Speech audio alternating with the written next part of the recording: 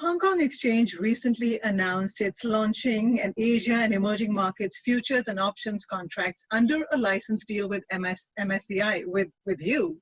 Why did you pick Hong Kong? Well, we saw in Hong Kong was a combination of very strong factors that led us to this decision. One, a large customer base, including international investors, regional ones, and Chinese investors. Secondly, a very large and deep pool of liquidity.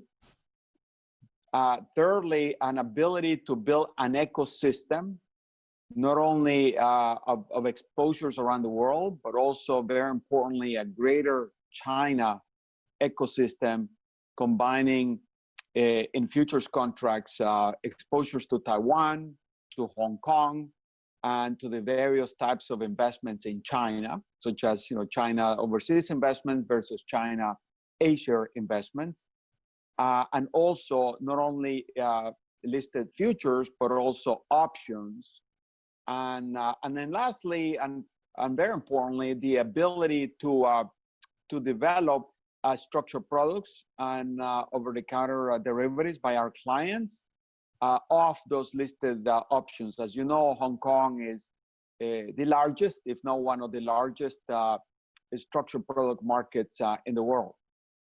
But this is a very interesting time for Hong Kong, and there are many within the financial community who are concerned about what China's national security law means for the future of Hong Kong. The protests, we are still continuing to see some of them in this city. How concerned are you about the future of Hong Kong? Well, I've been going to Hong Kong and China and the rest of Asia for over 40 years. So I have heard this story before, many times, as to the demise and the relevance of Hong Kong one way or another. And it hasn't happened. Every time Hong Kong comes back stronger, more resilient, reinvents itself. I believe strongly in the future of Hong Kong as a financial center, international financial center. And in our case, clearly we're looking to see Hong Kong as a major international risk management center.